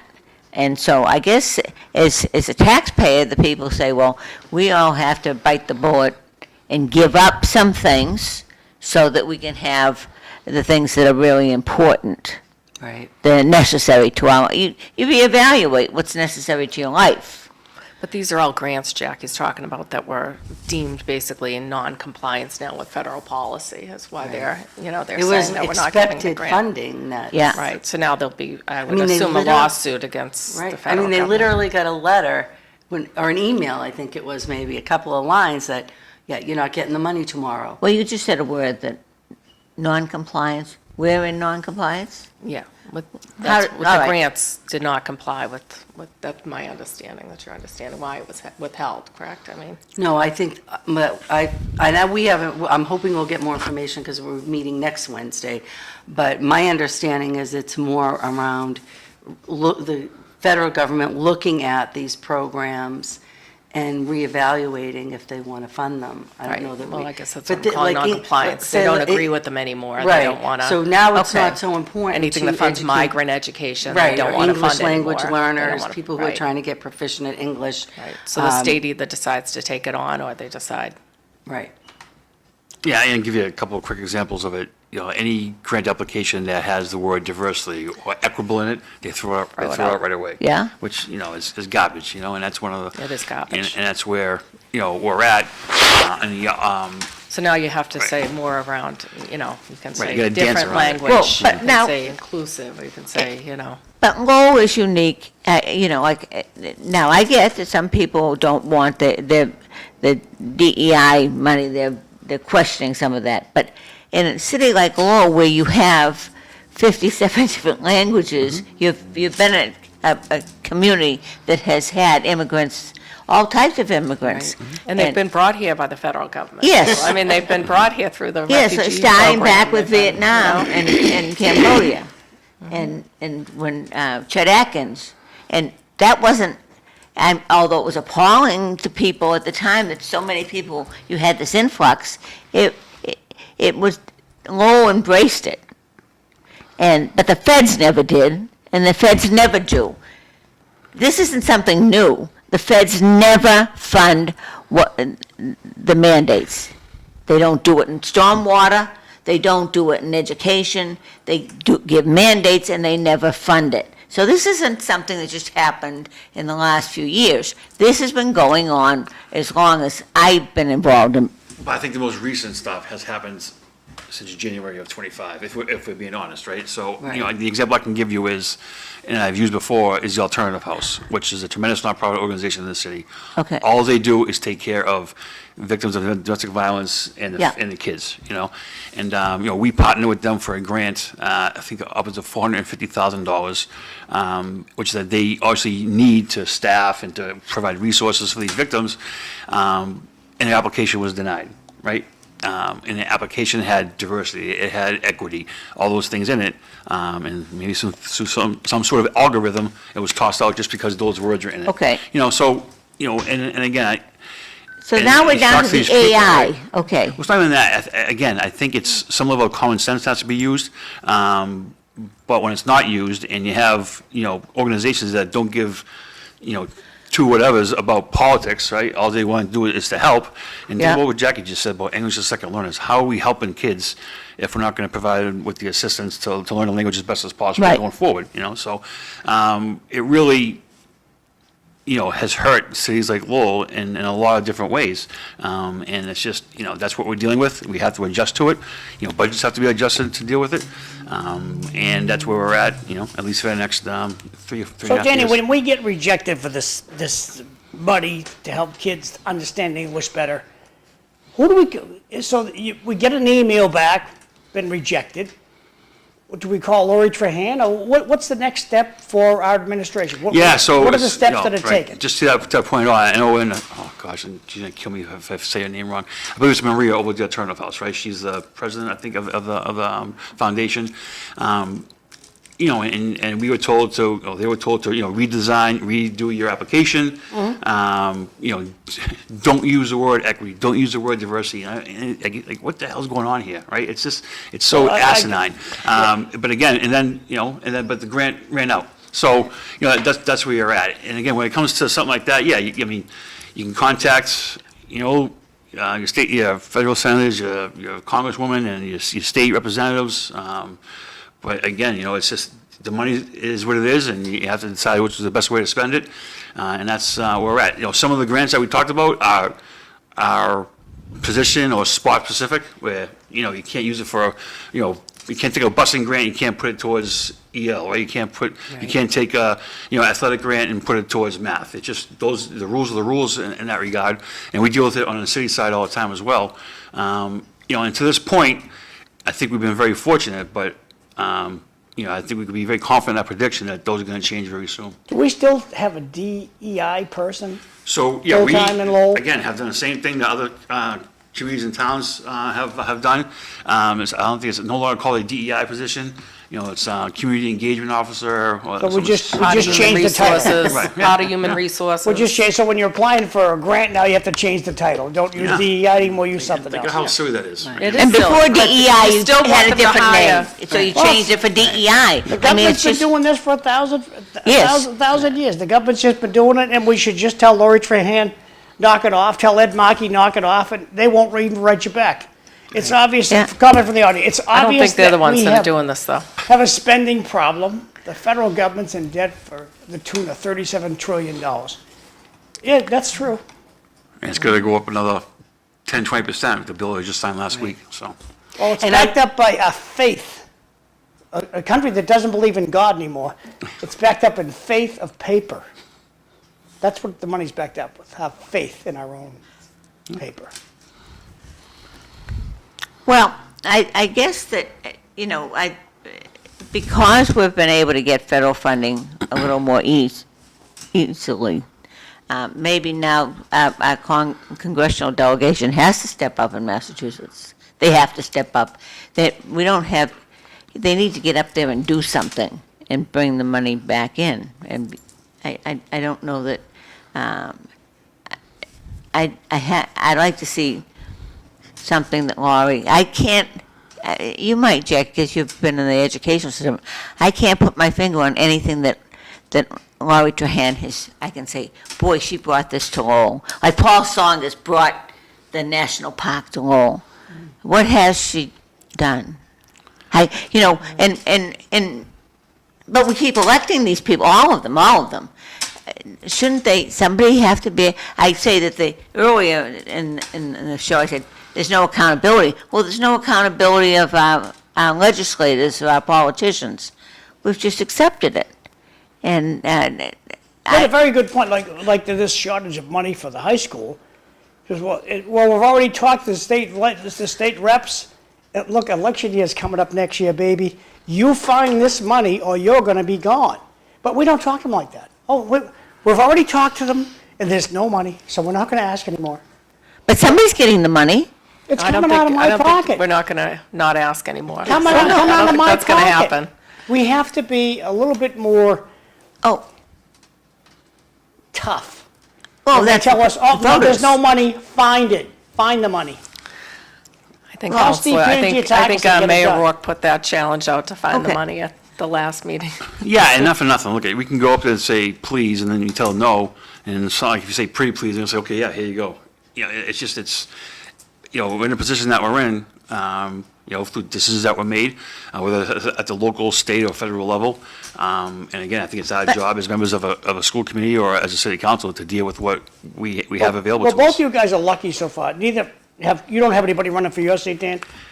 I don't think so. Okay. Kim, you don't have anybody running for your seat? I have someone that pulled papers, but Okay. I don't know if they'll return them. They haven't So, opened a campaign The account deal yet. is that this cost overrun for the high school can cost you your seat.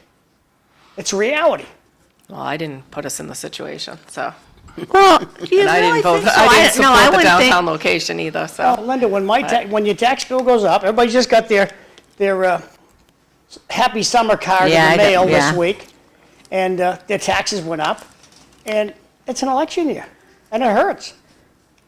Well, it hurts And- every year, whether it's election year or not, and it's a fact of what we're dealing with, and again, the question is gonna come, and I've been asked, I'm sure Kim has as well, where's that $40 million gonna come from? And the only answer right now, that we can probably honestly give is through a bond. Well, talking to Gary Francis, it's going to be 80 million.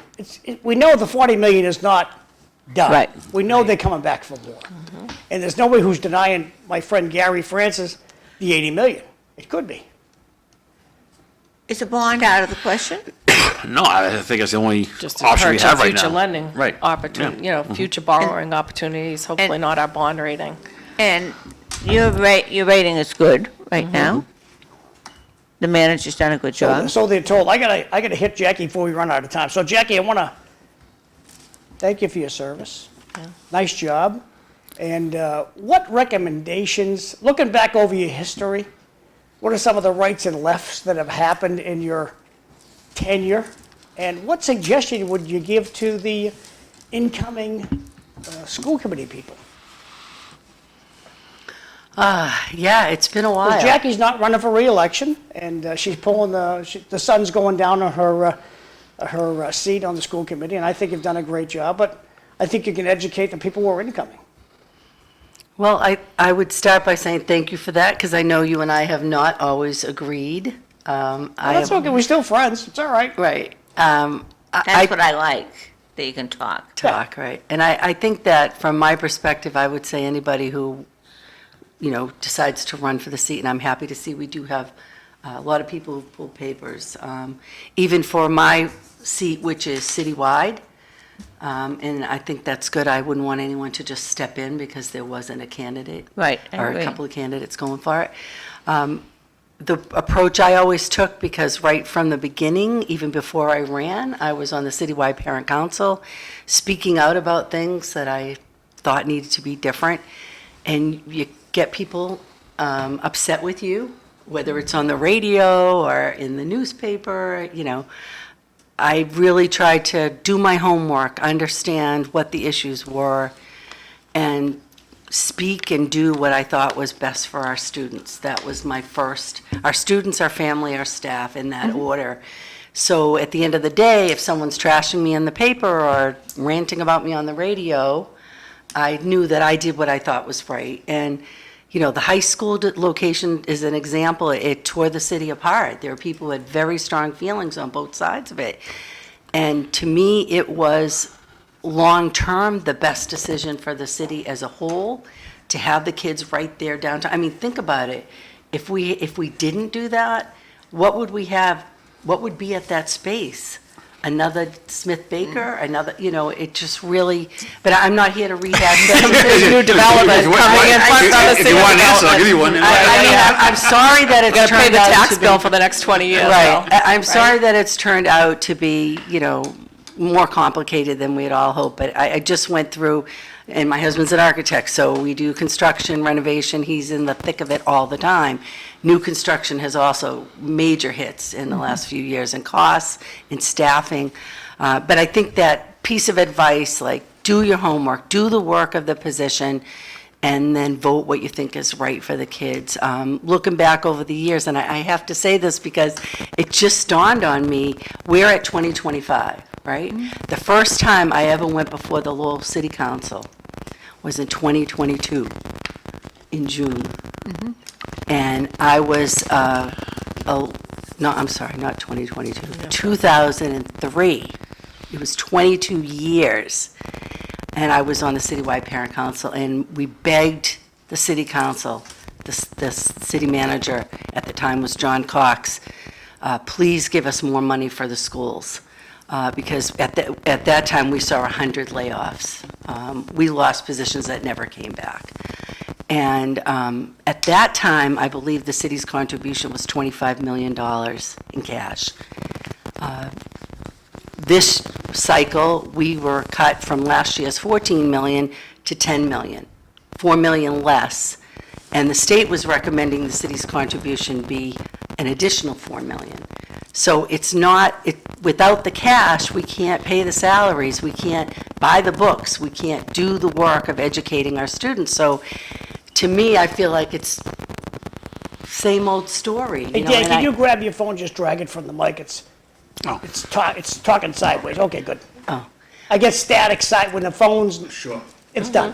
Turn the page. Go back to you, Jack, sorry. And we never have enough resources. I know we don't. The city, I mean, I love the plans about Lowell Forward and how we're going to grow and develop and really move the city forward as a community.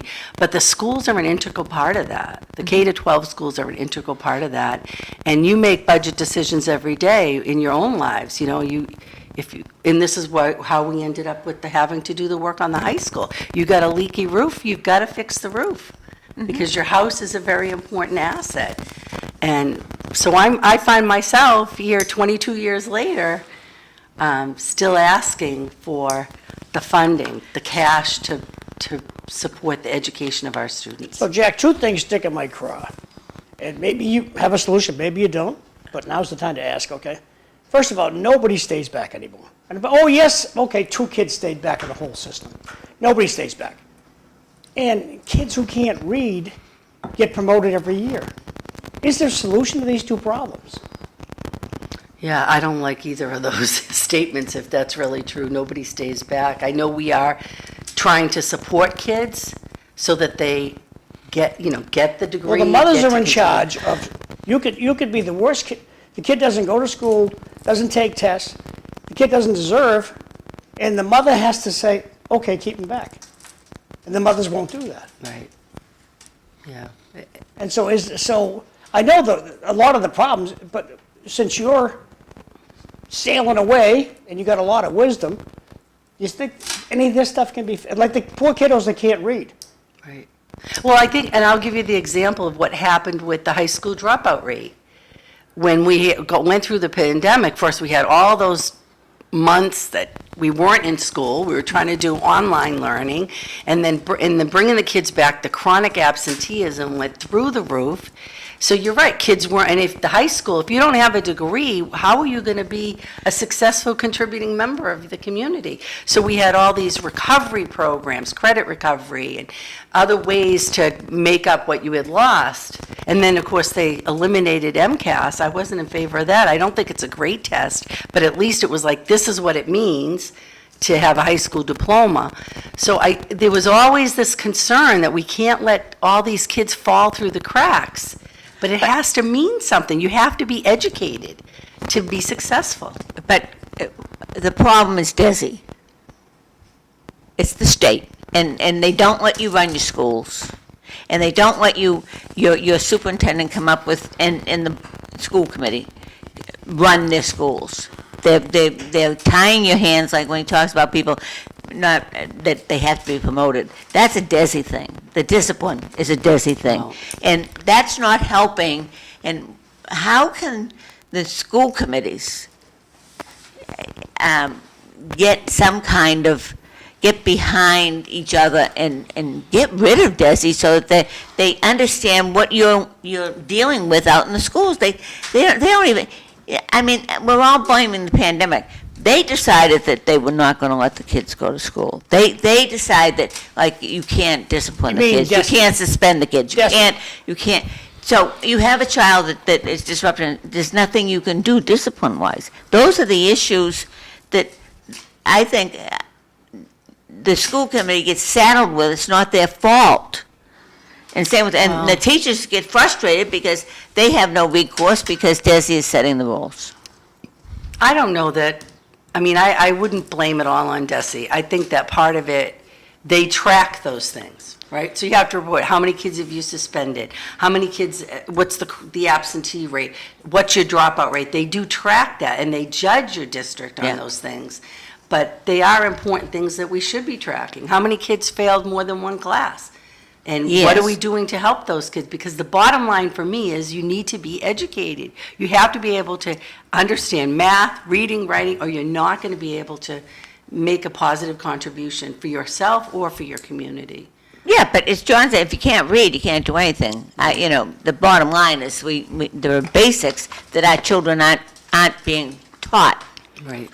And and I think that's what frustrates taxpayers. And I'll pat you on the back because I saw you, I watched you come up to the council, the parent council, and we need, and Kim was involved the same way. That's on the parent council. And you're successful and you understand, but where are the parents today? I know. Where are the parents? There's nobody there taking I your know. place. Why aren't the parents in the parent council? And I watch it with my son. This generation can't get out of their own way. The millennials and they just can't. What happened that they're so disconnected with how to discipline their kids, what's important? There's something wrong. We've done something and I don't know how to fix it, but they're not doing what you and Kim did. Why is that? There are no consequences. I don't have to teach my kid how to read. What's going to happen to I'm still going to get my welfare check. I'm still going to get my free benefits. The bus is still going to pick my kid up, and my kid is getting promoted. But it isn't just the welfare, it's the middle class, we're both working, we have to, both parents are working, they're using that as an excuse. Ignoring digital You had addiction. it. You had to Ignoring work. digital addiction to our society should be corrected by the FCC. Well, Phones should not be addicting to these children, and they are. It's a global issue. They're addicted to their phones. well, we're addicted to our phones. Yeah, we all are.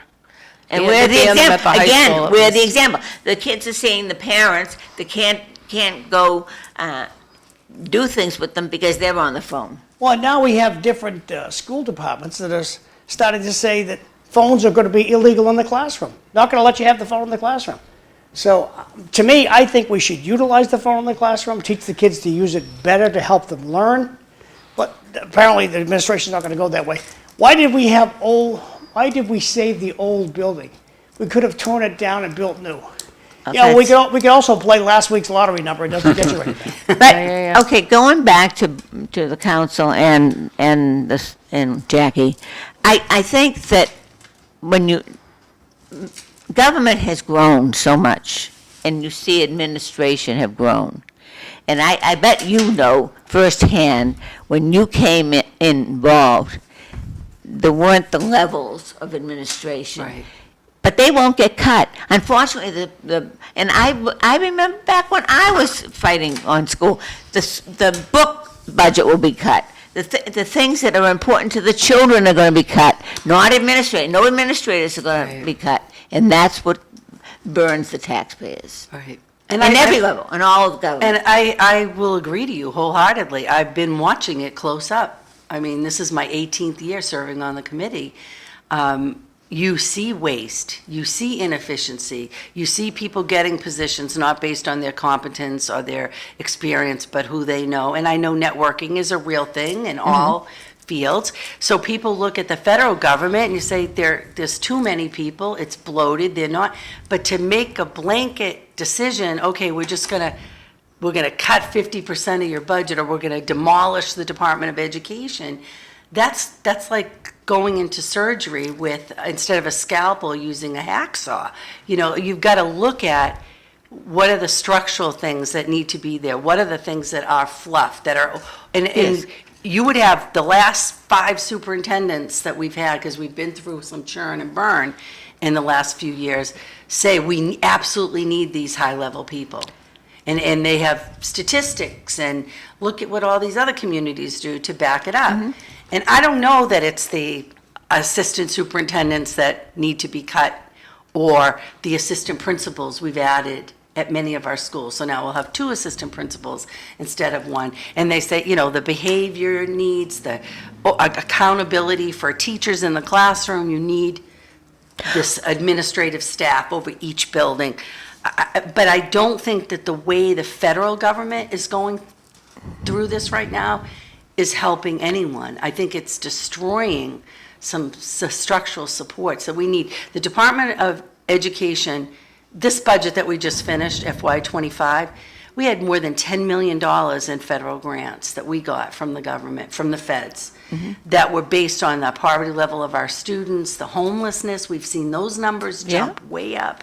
Our English, all the special needs students, because when you talk about inclusion and equity, you're also talking about students with disabilities. And these groups are going to be the most hard hit by these cuts that are coming down. The same with the Medicaid plan. Who's going to be hurt?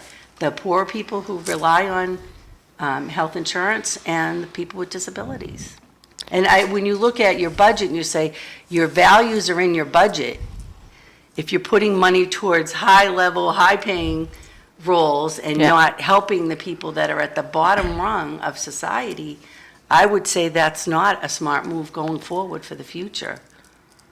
And it just doesn't seem morally right. But you started this with the administration, and I think that that's where I know we all want to see all these administrators. I'm sure they're supposed to have a certain issue and things that they specialty.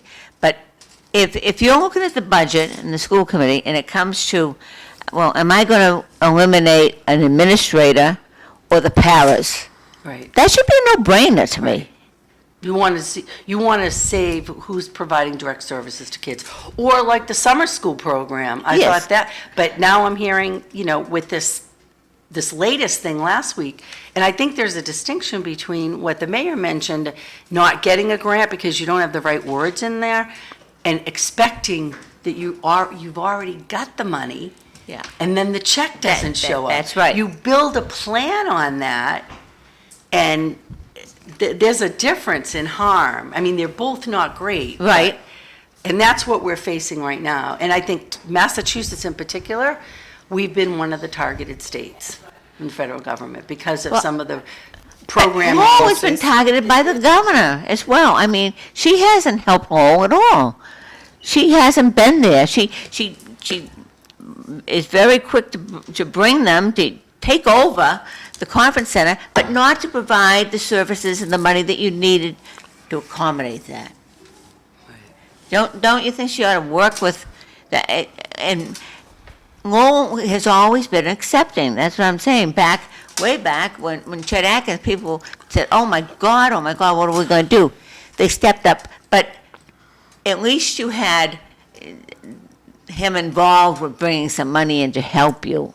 Right. I don't see that happening with, I think it's a very tough climate to be bringing money into Blue state, yeah. anyone in Massachusetts right Yeah, now. well- And even we can pressure our delegation down in DC, but I think they're already doing what they can. We're in the minority right Yeah. now in The terms climate of. they're in, yeah. so what's the answer? We go back to the taxpayer. See, In certain cases, again, you have to readjust your budget based on what you Yeah. have. It's gonna be and- tight times Right, coming and forward. secondly, you just have to, try to adapt to the situation that we're in. And, that's where, we're placed in certain circumstances, like the high school overruns. But again, going back to what I think everybody agrees on both sides is that you just have to get it done the right way and do it once and not be back asking again in 25 years for another school. And that's what I think the goal is for everybody. Environment for the And hold students their and feet to the staff. fire around the issues of Quality. quality. yeah? You can't, I have people saying to me, and I don't know if it's in the gym, one of the floors is already like not holding up well. You got to figure any set of buildings that has thousands of teenagers every day. Yeah. Kids they take a lot of wear and tear on a But building. they've been doing it for many, many years, so. But you need a quality construction. You need That's it right. done And well. why isn't there? And Can we go quality back to that? Maintained too. Right, and Building you have to maintained. maintain the quality, right, and that's an investment too, in the building, in the systems And of that's the not, building. is that built into your contracts? Well, I think it becomes the city's responsibility once the job is over, but they have warranties that are. But have right. they, it seems to me that the school has been doing that, as far, haven't you? And the buildings, Right, so the manager had positions in place, just for the high school, maintenance-wise, we're still working through that with the school department to try to make that to work, but, there is a proposal in place to have that done. see, but there's the issue. They'll probably get rid of the maintenance person that's gonna handle all the electronics for the boilers and keep an administrator. Well, I think it's just the opposite. What we're trying to do now is we want to add a couple of HVAC, we want to add a plumber, we want to add Well, a that's- electrician. We added so $1 million that- just for That school type of thing. facilities. Then when you can point that out to voters, Right, that's a winner. right. They're gonna work with you. They know, because they know if they don't maintain their lawn, or if they don't maintain their air conditioner, that they need to do these things, and they do it at home. They're trying to merge the departments too with facilities, with custodians, and part of that was, as you just mentioned, like the floors have to be maintained a certain way, or the warranty like is null and void, basically. So like that's, not having the departments working together is an issue. I'm gonna both of these texts quickly, and first anybody should microphones. Time to make difficult decisions and cut the budget. So it says, taxpayers maxed out, time to make difficult decisions and cut the budget.